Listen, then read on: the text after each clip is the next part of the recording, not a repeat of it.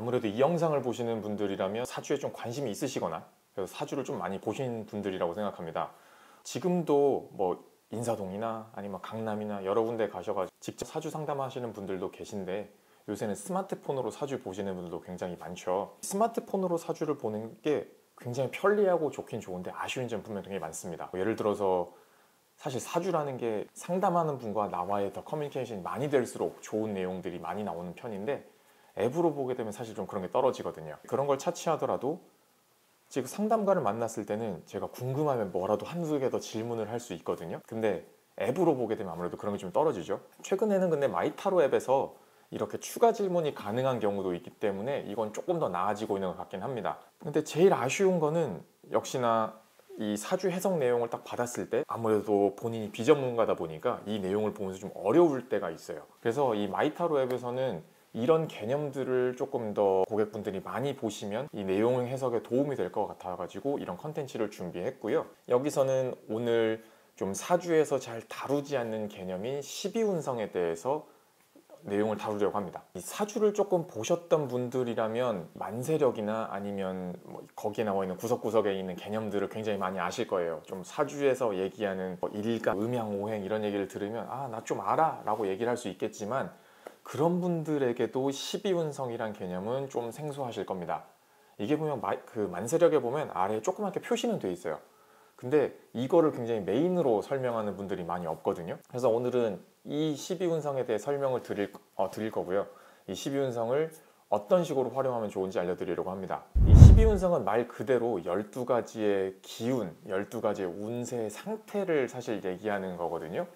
이 12운성의 종류에는 이 장생, 목욕, 관대, 걸록, 제왕, 쇠, 병, 사, 묘, 절, 태라고 하는 각각의 갑들이 있습니다. 이 갑들을 딱 들어보시면 좀 감이 좋으신 분들은 좀 감을 금방 잡으세요. 예를 들어서 제왕이라고 하는 단어를 들으면 뭔가 기운이 굉장히 좋고 강한 건가? 이런 감을 잡는 경우도 있고요. 뭐 쇠, 절 이런 단어들을 들을 땐 뭔가 기운이 굉장히 약하고 힘든 느낌? 이런 것들을 바로 받으시는 분들이 있거든요. 근데 그 말이 어떻게 보면 그 개념이 딱 맞습니다. 이 12운성은 어떤 기운의 팽창과 수렴을 표현하는 개념인 단어들이라고 보시면 되거든요. 그러면 이 기운이 뭐냐라고 또 물어보실 수가 있습니다. 이 기운은 어디서 발생하냐 하면, 사주를 좀 보신 분들은 분명 들어보셨을 건데 뭐 천간과 지지라고 하는 게 두 가지 개념이 있어요. 천간은 이 사주의 윗부분을 얘기하는 뭐 갑을, 병정, 지지라고 하는 건 자축인묘라고 하는 이런 동물, 띠를 말하는 12가지를 말하죠.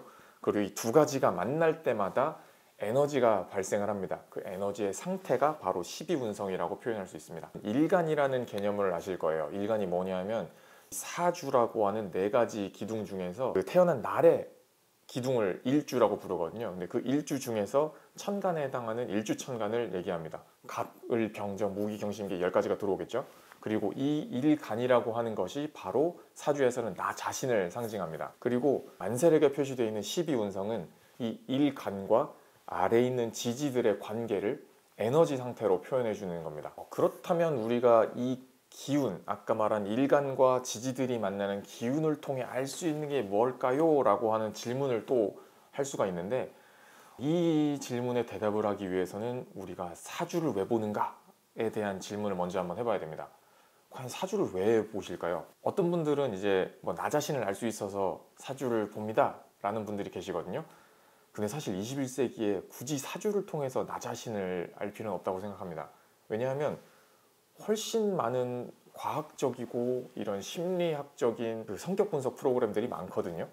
하다못해 뭐 MBTI라는 것도 있고 여러 형태의 성격 분석 프로그램이 있어서 나 자신을 알고 싶다라고 한다면 오히려 보시는 게 더 낫습니다. 결국 사주를 본다는 거는 그 넘어선 걸 알기 위해서 보는 건데, 이 넘어선다는 거는 저는 이제 미래를 보기 위한 거라고 보거든요. 사주에서 미래를 본다는 게 어떻게 가능하냐라고 하는 게 항상 그 사주 상담가나 사주를 보는 분들에 대한 좀 의문이었습니다. 어떻게 사주로 미래를 보냐?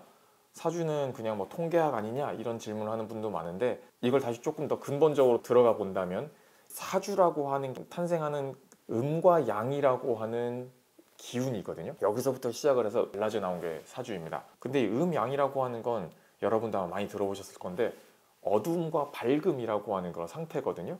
이 상태는 어둠이 빛이 되기도 하고 빛이 어둠이 되기도 합니다. 태양이 지고 밤이 찾아오고 밤이 다시 또 아침이 되는 그런 원리처럼요. 이 자연에서는 이렇게 음양이 계속 순환을 하게 되는데, 이 순환을 하는 상태를 조금 더 세분화시킨 것들이 바로 목, 화, 토, 금, 수라고 하는 오행으로 확장이 되고요.